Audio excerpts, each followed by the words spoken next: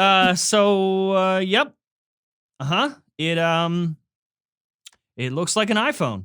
Want tech news in a way that doesn't suck? Hit the subscribe button and turn on notifications, because I really miss PewDiePie. My God.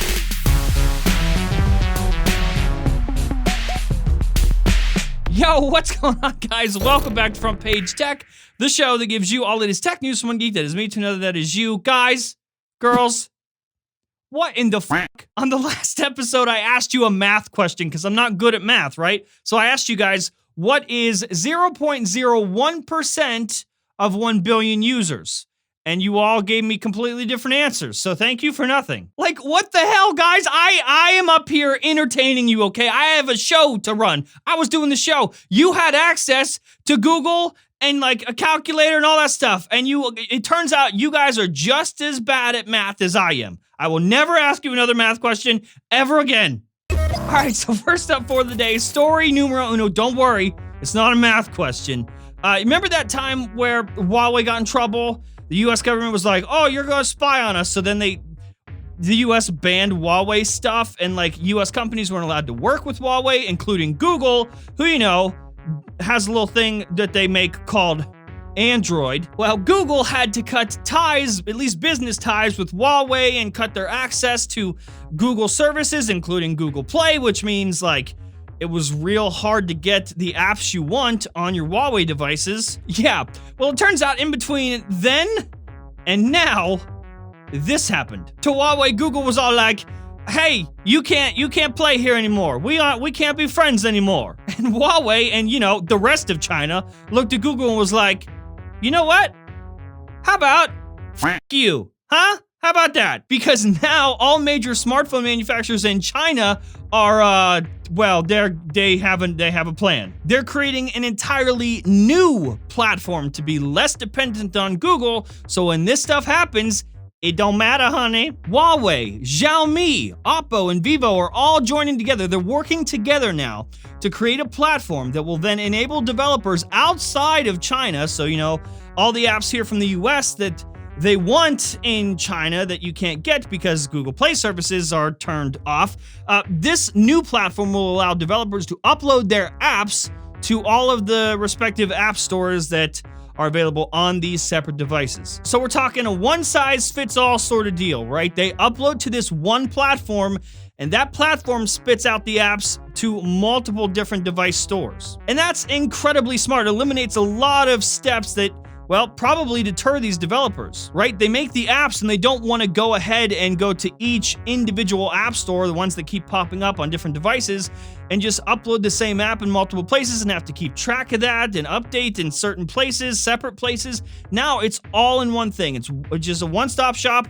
They go ahead, upload their app, and it spits it out to all these devices, which is hilarious because Google literally warned us about this. They said it was going to happen. Google warned the US government. They literally told the government that, hey, if you don't allow us to work with Huawei and these Chinese brands the way we want to, the way we're supposed to, then they have the resources and power to create their own platforms and take business away from us, US business. And you know what? Other than it being bad news for Google and like US business, it is not bad news for consumers at all. It allows this stuff, these apps from any developer to be more accessible to more people. And that's the way it should be. Whether the US government wants Google to work with these companies or not, the people in those regions, those demographics still deserve to have the apps, access to the apps. So China, this is actually, it's brilliant, number one, and it's a good thing for all of us. All right, so next up, let's talk about Motorola, specifically the Moto Razor. Sorry, the new one, the one that folds. Well, I guess the other one folded too. It's the one that on the outside looks like the old one, but on the inside is new. This one, okay? We caught up here? Good. Anyway, it's shitty. That's it. That's the story. Thanks for watching the show. All right, I'm kidding. I'm kidding about it being the end of the show. It's not the end of the show. Not kidding about it being shitty though. It's that. It is definitely that. So everyone's finally starting to get these devices if you ordered it. Here's one of them in Walmart doing whatever this is. That would be what we like to call broken. That's busted. That's ruined is what that is. Oh, here's some more. CNET actually started this thing where they were going to fold the Moto Razor 100,000 times because, you know, that's practical. That's exactly what humans do in real life. Just like this, everybody. Anyway, moral of the story. No, actually, it didn't make it 100,000 times. After 27,000 folds, it just stopped closing all the way. It was just broken. The good news is that it was only half broken. They eventually got it to work again, so, you know, that's great. Hopefully this doesn't happen to a regular consumer because, you know, it's their job to fix it if the shit breaks. And you know what? I don't understand why it's so fragile, how it's breaking so much. I mean, it looks so premium. It sounds so premium. I mean, have you ever heard it fold?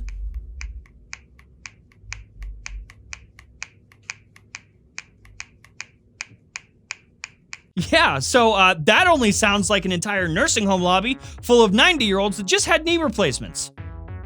That's what that sounds like. That's it. That's the whole story. I just wanted you to know how terrible it is. So far, foldables going really well. This is the future, everybody. Did you know that? That's what they say. Future. What do I know, though?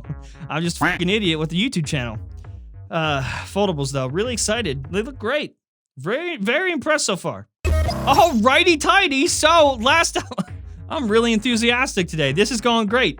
Positivity, am I right? This is a very family-friendly, super positive YouTube channel. Thanks for stopping by. You are the mother. Last up, the iPhone 12 stuff.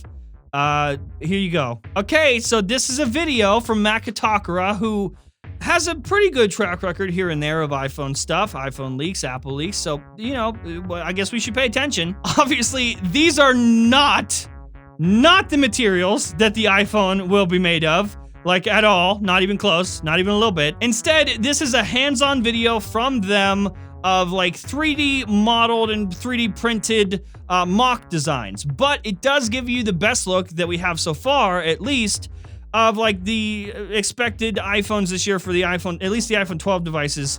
These are the best ones we got for in the hand stuff. Look at it.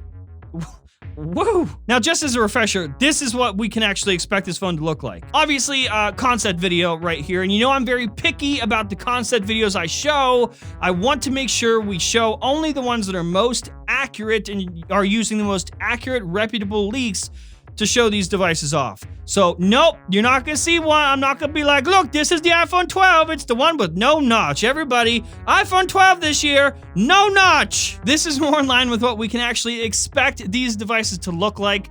I love this design. Still not crazy about the camera layout on the back, but whatever.